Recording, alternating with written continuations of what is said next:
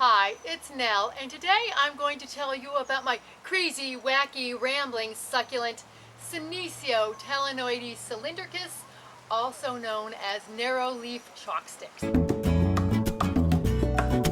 And I got this vigorous growing beast as a 4-inch plant, believe it or not, and it has taken over the rosemary, or it's growing up in the rosemary, over and across into the planter. Mine is about 3 to 4 feet tall by about probably 6 to 7 feet wide. Here's one I just pruned off here. And they propagate very, very easily. It's very prolific. And if you cut it at the ends, I have, just to keep it off the walkway here, it will branch out. Loves full sun or part sun. This one is in part sun now because it's the later afternoon, and this is a drought tolerant, very, very, very hardy plant. And like all succulents, it needs really, really good drainage.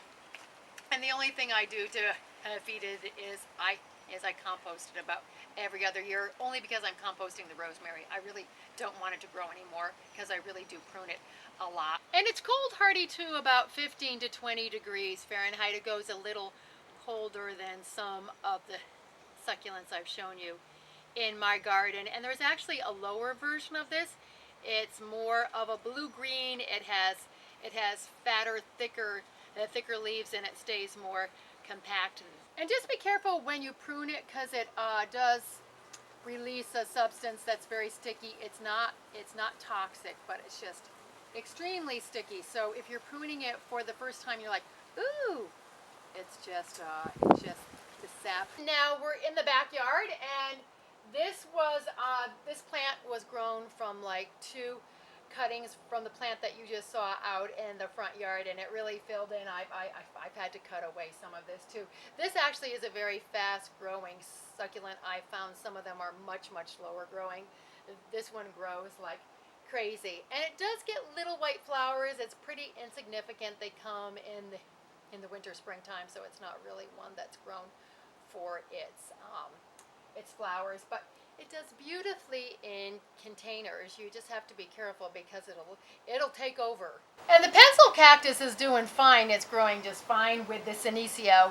The calanchoes have been a little bit crowded out there, the paddle plant, so I've had to prune away all the crazy chalksticks away from them. But it's very happy in this spot back here, and I only water this about once a month. I give it a good deep watering, and it does just fine.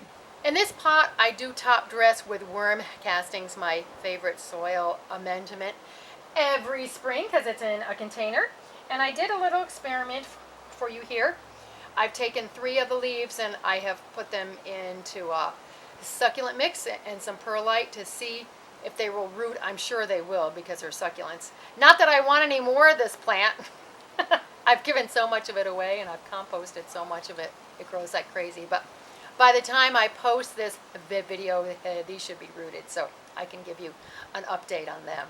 So I hope you have found this video interesting, because this succulent sure is interesting. And please subscribe, because I have a lot more videos coming your way about plants and a little bit of crafting thrown in there too. I thank you for all your likes and your comments. And speaking of gardening, let's get out in the garden and make the world a more beautiful place.